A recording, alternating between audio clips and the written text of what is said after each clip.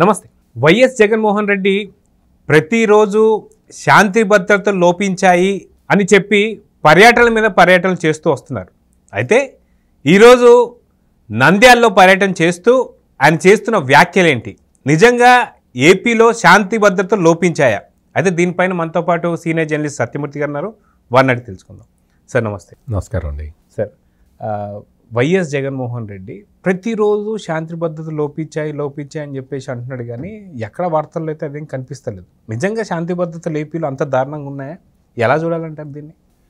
జగన్మోహన్ రెడ్డికి మనశ్శాంతి మాత్రం లోపించిందండి. రాష్ట్రంలో శాంతి భద్రతలకు ఎటువంటి ప్రమాదం లేదు, ఎటువంటి విఘాతం కలగట్లేదు, కానీ జగన్మోహన్ రెడ్డికి మాత్రం మనశ్శాంతి కరువు అయిపోయింది. ఆయనకి పాపం పదవి నుంచి దూరం అయిపోయాడు. పదవిలో 30 సంవత్సరాలు మనమే ఉంటామని చెప్పి ప్లాన్ చేసుకున్నాడు. ప్లాన్ చేసుకొని రకరకాల చర్యలు తీసుకున్నాడు. ప్రజాస్వామ్యాన్ని అణచివేశాడు. పోలీసు వ్యవస్థని కనుసైగల్లో నడిచేలాగా పెట్టుకున్నాడు. తను తాబేదారులను పెట్టుకొని అసలు పోలీసులకి ఎటువంటి పని లేకుండా, అంటే ఈయనే చెప్తాడు, ఈయన కింద సజ్జల రామకృష్ణారెడ్డి అని ఉండేవాడు సలహాదారుడుగా. వీళ్ళు చెప్పేవాళ్ళు, మీరు ఎఫ్ఐఆర్ పెట్టండి అంటే పెట్టేవాళ్ళు, వాడిని అరెస్ట్ చేసి రండి చేసి వచ్చేవాళ్ళు, అని తీసుకొచ్చి కొట్టండి కొట్టేవాళ్ళు. అంటే పోలీసు వ్యవస్థని తను కంట్రోల్ చేసినట్టే చంద్రబాబు నాయుడు కూడా కంట్రోల్ చేస్తున్నాడు అనుకుంటున్నాడు. వాస్తవానికి ఇక్కడ తెలుగుదేశం కూటమి ప్రభుత్వం ఏర్పడిన నాటి నుంచి శాంతి భద్రతలకు సంబంధించిన ఒక శ్వేతపత్రాన్ని చంద్రబాబు నాయుడు రిలీజ్ చేసిన తర్వాత మీరు నిశితంగా గమనించండి.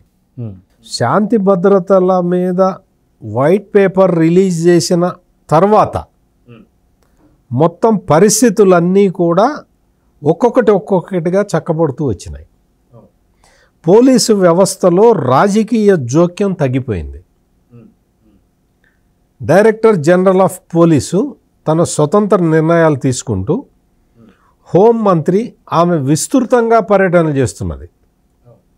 వంగలపూడి అనిత చేస్తూ అన్ని కేసులు మానిటర్ చేయటమే కాకుండా పోలీసులకి సంబంధించిన మౌలిక సదుపాయాల మీద కూడా దృష్టి పెట్టారు.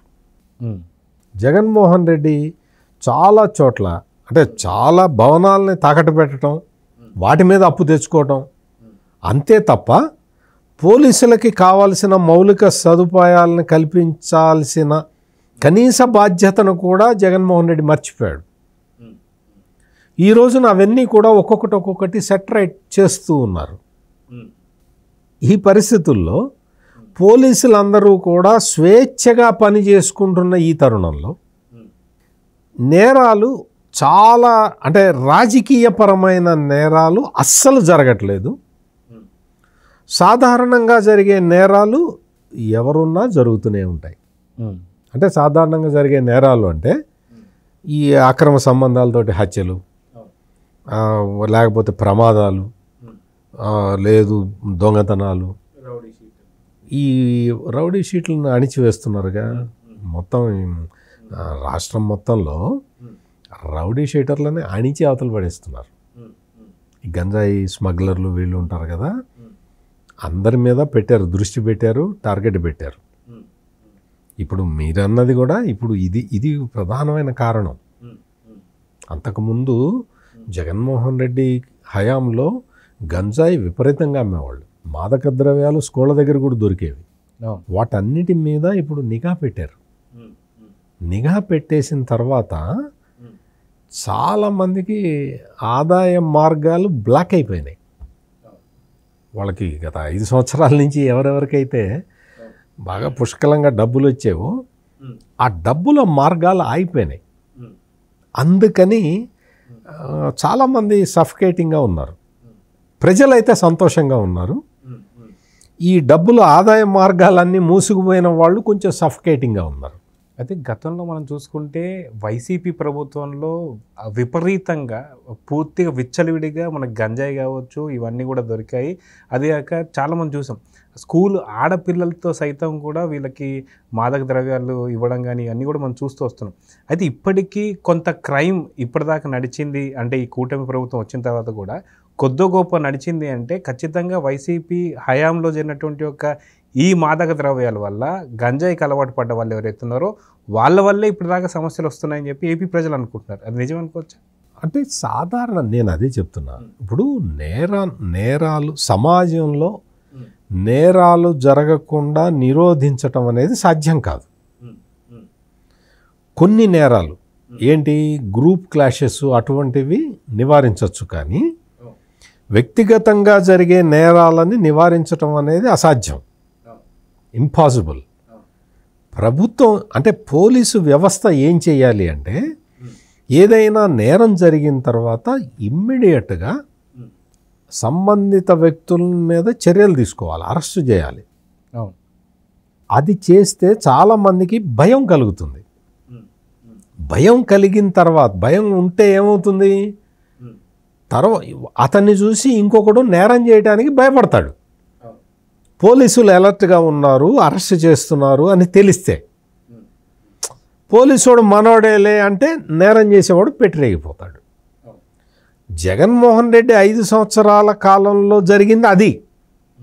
ఇప్పుడు మనం మాట్లాడుకోవాల్సింది ఈ వ్యవస్థీకృత నేరాల గురించి. అంటే ఏదైతే వ్యవస్థ రాజ్యహింస జగన్మోహన్ రెడ్డి సమయంలో జరిగింది, రాజ్యహింస వ్యవస్థీకృత నేరాలు. ఇప్పుడు పోలీసులు అలర్ట్గా ఉన్నారు. అలర్ట్గా ఉన్నా వ్యక్తిగతంగా ఎవడో ఒకడు తాగి వచ్చి భార్యని మర్డర్ చేశాడు అనుకోండి, లేదు అక్రమ సంబంధం కారణంగా అందరూ కలిసి ఏదో ప్రియుడిని చంపే ఏదో అనుకోండి, ఇంట్లో జరిగే నేరాల గురించి అటువంటి నేరాలని ప్రివెంట్ చేయలేరు ఎవరు కూడా. ఎటువంటి ఇప్పుడు వినుకొండలో వైసీపీ వాళ్ళిద్దరూ కొట్టుకు చచ్చారు, ఒకడు చచ్చిపోయాడు. వైసీపీ వాడు వైసీపీ వాడే, వీడు వైసీపీ వాడే, ఒకడు చనిపోయాడు. దాన్ని ఎట్లా ఆపుతావు? ఆ వినుకొండ పట్టణ ప్రజలే అటు వెళ్తూ చూసి వీళ్ళిద్దరూ రౌడీ షీటర్లు కొట్టుకు చేస్తున్నారని వెళ్ళిపోయారు, ఎవడు పట్టించుకోలే. మామూలుగా సాధారణంగా అయితే పట్టించుకుంటారు కదా, ఆపుతారు కదా. అంటే మామూలుగా ఏంటి అంటే పోలీసింగ్ అనేది కరెక్ట్గా ఉంటే కొన్ని నేరాలు ఆటోమేటిక్గా ఆగుతాయి. కొన్ని నేరాలు జరిగిన తర్వాత సక్రమమైన చర్యలు తీసుకుంటారు. ఇప్పుడు ఇదే గత 5 సంవత్సరాలతో పరిస్థితితో పోలిస్తే 5 సంవత్సరాలలో ఏం జరిగింది? తెలుగుదేశం వాళ్ళ మీద వైసీపీ వాళ్ళు అటాక్ చేస్తారు, పోలీసులు వచ్చి తెలుగుదేశం వాళ్ళ మీదే కేసులు పెడతారు. ఇదే కదా జరిగింది, అన్ని చోట్ల ఇదే కదా జరిగింది. ఇప్పుడు ఎవరు అటాక్ చేస్తే వాళ్ళ మీద కేసులు పెడుతున్నారు. ఈ మార్పునే ప్రజలు కోరుకున్నది. ఈ మార్పునే అంటే పోలీసులు న్యాయం చెయ్యాలి.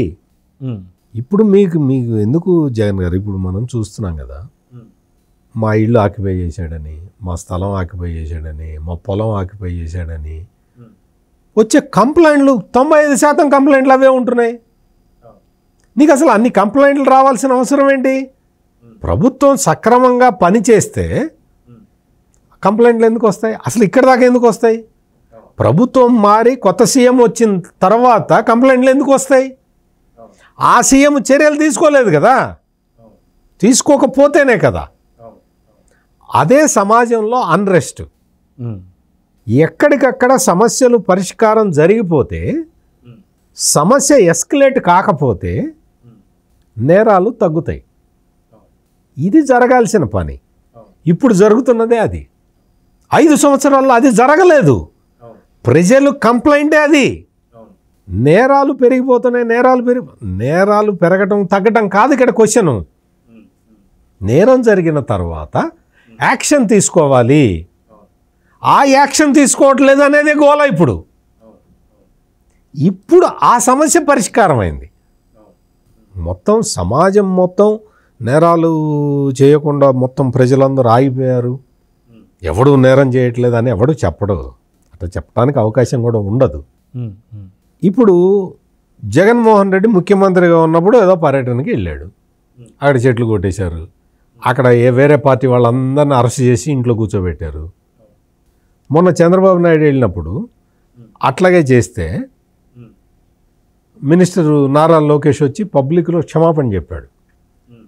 సీఎం గారు వస్తుంటే కొంతమంది కమ్యూనిస్ట్ పార్టీల నాయకుల్ని హౌస్ అరెస్ట్ చేశారు, ఇది చాలా దురదృష్టకరం, దానికి నేను రాష్ట్ర ప్రభుత్వం తరఫున క్షమాపణలు చెప్తున్నాను అన్నాడు. ఎంత పెద్ద మాట. పోలీసులకి క్లియర్ కట్గా వీళ్ళందరూ చెప్పారు, మీరు అటువంటి చెట్లు కొట్టేయటం, పరదాలు కట్టడాలు, ఇటువంటి పనులు మీరు చెయ్యొద్దు, ఎవరిని హౌస్ అరెస్టులు చేయడానికి వీల్లేదు, ఎవరన్నా వచ్చి వినతిపత్రం ఇస్తానంటే నేను తీసుకోవడానికి నేను సిద్ధంగా ఉన్నప్పుడు మీరెందుకు ఇబ్బంది పడతారని చెప్పి చంద్రబాబు నాయుడు డైరెక్ట్గా పోలీసులకి చెప్పాడు. అయినా సరే వాళ్ళు కొంతమంది కమ్యూనిస్ట్ పార్టీ నాయకుల్ని అరెస్ట్ చేస్తే ఆ విషయం తెలిసి లోకేష్ స్పందించాడు. గత ప్రభుత్వంలో ఏం జరిగింది, ఒక దళితుడిని చంపేసి డోర్ డెలివరీ చేస్తే పట్టించుకున్న నాథుడు లేడు, ఒక ముస్లిం కుటుంబం మొత్తం ఆత్మహత్య చేసుకుంటే అయ్యో పాపం అన్న నాథుడు లేడు. ఇట్లా నేరాలు, డాక్టర్ సుధాకర్ని పెడరెక్కలు విరిచి కట్టి మొత్తం తీసుకెళ్ళి నడి రోడ్లో ఈడ్చుకుపోయి చంపేస్తే ఎవరన్నా పరామర్శించారా? డాక్టర్ సుధాకర్ కుటుంబాన్ని ఎవరన్నా పరామర్శించారా? ఒక పిల్లవాడిని, అమర్నాథ్ గౌడ్ అనే ఒక చిన్న పిల్లవాడిని సజీవ దహనం చేశారు, కెరసనాలు పోసి నిలువున మనిషిని కాల్చి పారేస్తే అక్కడికి వెళ్ళి ఆ మంత్రిను ఆ సంబంధిత ఎమ్మెల్యే వెళ్ళి నవ్వుకుంటూ డబ్బులు ఇచ్చి డబ్బులు సరిపోతాయా అని నవ్వుకుంటూ అడిగారు. ఇవి ప్రజల్ని ఎక్కువ బాధించింది. ప్రజలు కోరుకునేది న్యాయం, నేరం చేసిన వాడికి శిక్ష పడేలాగా చేయాలని ప్రజలు కోరుకుంటారు. అవన్నీ వదిలేసి ఈ జగన్మోహన్ రెడ్డి మొత్తం ఊరూర తిరుగుతూ మొత్తం రాష్ట్రంలో ఎక్కడ శాంతి భద్రతలు లేవు అంటే నీకు మనశ్శాంతి లేదు అంతే తప్ప రాష్ట్రంలో శాంతి భద్రతలు ఖచ్చితంగా ఉన్నాయి. ఇదే జగన్మోహన్ రెడ్డికి ఒక పార్టీ ఢిల్లీలో సపోర్ట్ చేసింది, ఆ పార్టీ పేరు తృణమూల్ కాంగ్రెస్. ఆ తృణమూల్ కాంగ్రెస్ వాళ్ళు వెస్ట్ బెంగాల్లో అధికారంలో ఉన్నారు. అసెంబ్లీ ఎన్నికలు జరిగిన తర్వాత బీజేపీ కార్యకర్తలని ఊచకోత కోసారు. బీజేపీ వాళ్ళని ఇళ్ల మీద ఎగబడి కొట్టారు. కేంద్రం వార్నింగ్ ఇచ్చింది మమతా బెనర్జీకి, శాంతి భద్రతలు అదుపు చేస్తావా, తీసి రాష్ట్రపతి పాలన పెట్టమంటావా అని. అప్పుడు మమతా బెనర్జీ ఆ అల్లర్లనే అదుపు చేసింది. ఇప్పుడు ఆంధ్రప్రదేశ్లో అల్లర్లు జరుగుతున్నాయా? ఎక్కడన్నా పొలిటికల్గా గొడవలు జరుగుతున్నాయా? ఎక్కడన్నా మర్డర్లు జరిగితే లేకపోతే ఏదన్నా నేరం జరిగితే పోలీసులు చర్య తీసుకోకుండా ఉన్నారా? ఏం జరుగుతున్నది? 36 మందిని చంపారన్నావు కదా, 36 మంది లిస్ట్ ఇవ్వమంటే ఇచ్చావా? శాంతి భద్రతలు అదుపులో ఉన్న చోటేమో రాష్ట్రపతి పాలన పెట్టాలంటే ఏంటి? శాంతి భద్రతలు అదుపు తప్పినాయి. ఏం అదుపు తప్పినాయి? నువ్వు 500 చోట్ల గృహదహనాలు జరిగినాయి అన్నావు, ఒక్కటి చూపించు. ఒక 500 ప్రభుత్వ ఆస్తులు ధ్వంసం చేశారన్నావు, ఒక్కటి చూపించు. ప్రభుత్వ ఆస్తులు ధ్వంసం చేశారా? ఏమన్నా ఇవన్నీ కూడా కొంచెం ఉండి మాట్లాడే మాటలేనా? అందుకని జగన్మోహన్ రెడ్డి ఎంత మొత్తుకున్నా, ఎన్ని ఊళ్ళు తిరిగినా, ఎంతమందిని రెచ్చగొట్టాలని చూసినా ఆంధ్రప్రదేశ్ ప్రజలు ప్రశాంతంగా ఉన్నారు. ఎవరి ఉద్యోగాలు వాళ్ళు చేసుకుంటున్నారు, ఎవరి జీవనోపాధి వాళ్ళు వెతుక్కుంటున్నారు. రాష్ట్రం సర్వతోముఖాభివృద్ధి కోసం కూటమి ప్రభుత్వం అన్ని చర్యలు తీసుకుంటున్నది. ప్రజలందరూ కూడా బిజీగా ఉన్నారు. అమరావతిలో నిర్మాణం పనులు స్టార్ట్ అయిపోయినాయి, పోలవరం నిర్మాణం పనులు స్టార్ట్ అయిపోతున్నాయి, పెద్ద పెద్ద పరిశ్రమలు వస్తున్నాయి. అందరూ కూడా ప్రజలందరూ బిజీగా ఉన్నారు వాళ్ళ కొత్త జీవితాన్ని ఆరంభించుకోవటానికి. జగన్మోహన్ రెడ్డికి కొంచెం పదవి పోయిన బాధల్లో మనశ్శాంతి లేక అటు ఇటు తిరుగుతున్నాడు, ఎవరు పట్టించుకోవట్లేదు. సో చూద్దాం సార్, ఖచ్చితంగా మీరన్నట్టు జగన్కే ఒక ప్రశాంతత లేదు కాబట్టి అలజడి తనలో సృష్టిస్తుంది, కానీ ఏపీలో కాదని అయితే అర్థమవుతుంది. చూద్దాం ఏం జరుగుతుంది. నమస్కారం అండి.